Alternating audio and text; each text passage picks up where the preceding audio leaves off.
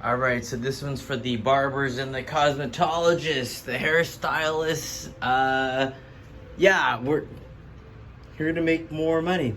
Ain't nothing wrong in that. So these are the secret tips that I use that help my career make so much, more money, you know? I'm not greedy or anything like that. I just want to say that. But here's the thing. So here are the secrets. The first one is actually a towel wash. So here's the thing. When you are cutting your client's hair, sometimes they don't wash their hair. And there's product, and even if you want to do a really good fade, when they like sleep or they have product, or even if they showered the previous day and they lay on their head weird, you know, the hair will like fold in a certain way. And even if you fade it, what happens is the direction of how the hair grows is naturally out, or it should be natural. It should be naturally out. If it's Asian, it's straight. If it's white people, it's like wavy. If it's like coarse hair, it's curly. But one thing's for sure is that if people take showers and then fall asleep on their heads, their hair will be folded differently. Now that could be from either sleeping weird or wearing a hat. But one thing's for sure is that when you do the fade, the hair is not laying in the natural direction. Hence, my hand right here is the scalp, and the hand and my fingers is the hairs. So how do you get the hairs to lay naturally? Now, sometimes we don't have enough time to even wash the hair. Some of us don't even have the opportunity to convince our clients to even get a hair wash. So, of course, what we usually do that helps us out is like spray water. But I mean, that works, but you need to wipe off the excess dirt, dandruff, dead skin, oils, and product. And when you literally, here's a secret that I do. It's pretty much called a towel wash. You don't even need to wash your client's hair. So that way you can do that perfect proper fade. Literally just take a towel, and always have a towel handy. Spray some water on that, and then like wipe really hard on the area that you want to fade really, really well. That imitates resetting the hair as if it was a hair wash. The next one blows my mind is, you know, we went to barbering or cosmetology school to use these guys, right? Not many of us use these guys that much anymore, and even if you do use it, it's COVID time, it's 2021, don't, because it's really dangerous, because you can't really actually disinfect this at all. So what I do is, for the powder feel, is I literally take the baby powder, put it on a napkin like this, right? And then I just kind of like fold it. Now, the fact that I can like fold it like this, I can take the powder and then like take off the hair. I can put it on the client's face. You know, it feels relaxing and it gets the hair off. That secret alone not only allows your clients to have the powdered feel, get the hair off for the comforting look after the haircut, but to know that every piece of powder used on the client was a new piece of paper. Because in the back of everyone's mind, even when you use this, this is not disinfected. And honestly, you could be spreading COVID, you know, that's kind of scary too in itself.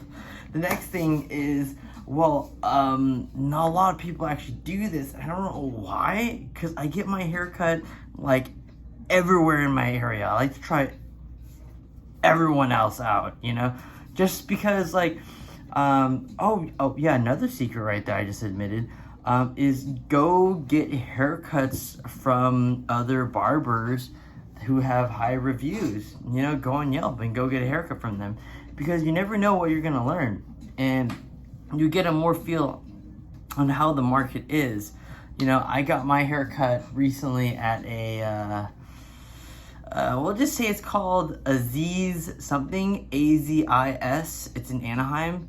And we'll just say the place looked really nice, but I see a culture there where they're really heavy-handed. Like, they were literally like, okay, yeah. But like, just knowing what's out there in the competition and trying out new barbers, and honestly getting your haircut from other barbers, it just automatically not only helps you understand what's going around you on the market and how haircuts work around you, but if there's anything new that you can learn that they're doing that you're not doing, you can bring it to your clients. Yes, and at the same time, you can figure out the bad things that they're doing that you don't want to do. Yes, but the other thing was, the next thing was the ask the edit question. So at the end of a cut, a lot of people actually don't do this. They're, when you finish the cut and it looks good, right? Just when it's done, literally look at your client and be like, hey, is everything okay? Is there anything else you want to fix or edit? And you literally have to ask the client, like, touch your hair, And then what I do this crazy cool secret thing. Is like, I literally want at the end of my haircut, of course, I think it's perfect, right? And but sometimes, if you think your haircut's perfect every single time, no, that's a stupid thing, because striving for perfection, there's something called perfection paralysis. My point is, all right, when you're done with the haircut and you're confident that it looks good, right? Pause and ask the client, is there anything else you want to fix up or touch up upon? And literally ask the client to touch their hair. Like, literally touch it, yes. And then I will just walk over to my station and grab my scissors and hair, and I will just kind of look at them ready for the edit, because you want them to not feel afraid to have that extra edit. And that alone automatically, I don't know why, man. You get just extra tips, you get extra money, and they return like a mofo. Just doing that one concept alone.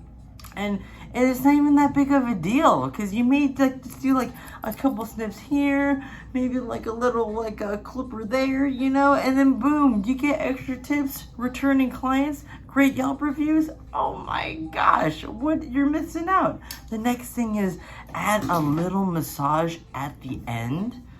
Now, this is kind of weird. I went to this one barber shop where they gave me a little massage, and it was kind of awkward. But it was actually pretty cool. Like, I was cool. Now, like, for me, what I do, I copied sports clips. I use an actual massager machine, like right here at the end of my clients. So, when I'm dusting them off and finishing up, I give them that massage, But like, you don't need this actual massager. If you do get it, it's pretty awesome. It's great. I think you should get it. But but here's the thing, like, since we're already so intimate with our clients already, and we're like touching their hair, and like we're dudes, like touching our hair more intimately than any woman ever would. Like, how intimate is that? Like, come on, it's kind of weird. So, to question massaging the guy at the end, that's kind of stupid, like, which we're already there. So, dude, like, at the end of the haircut, give them a little neck massage, and, work on their shoulders a little bit, It'll give you more tips and everything, right? But here's the thing, when you do that, you can ask for the Yelp review. Yeah, so that's a big one. The last one is the music and the shows. Yes, 1 second, I have someone coming in right now. Just stay tuned. Yes, this person is like super important to me. But here's the thing, so like, we have to have like these songs and like music, like lo-fi and stuff. Like, okay, what am I trying to say? Like, there are introverts out there, when you cut their hair, right?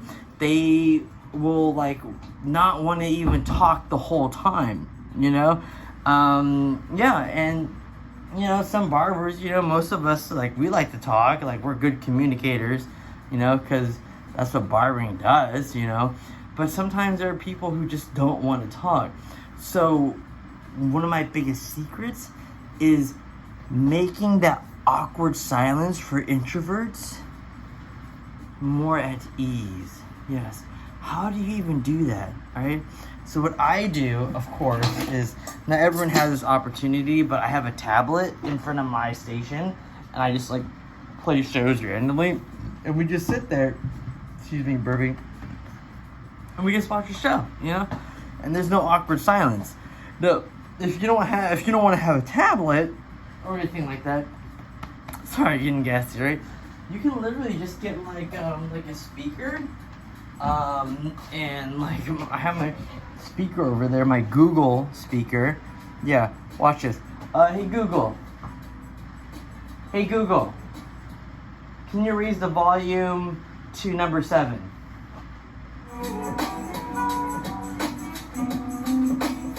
I just play some relaxing lo-fi. The awkward silence is gone. Hey Google, stop. And just that fact alone makes the awkward silence goes away, just having that background music playing. And even if you're working at a place where it's not your own studio, just like having even like a little Google guy like right there playing something quietly, it just makes the awkward silence goes away. And I don't know why, but the statistics show that the guys who don't like awkward silence tend to tip more. So yeah, so those are my secrets on getting extra cash as a cosmetologist or a barber. Yeah, like, subscribe. Thank you so much. Have a good one, guys. I'm waiting for my ring light. I'm literally recording off my phone sideways. So thank you so much. Love you guys. Have a good one. Like, subscribe, share it, please.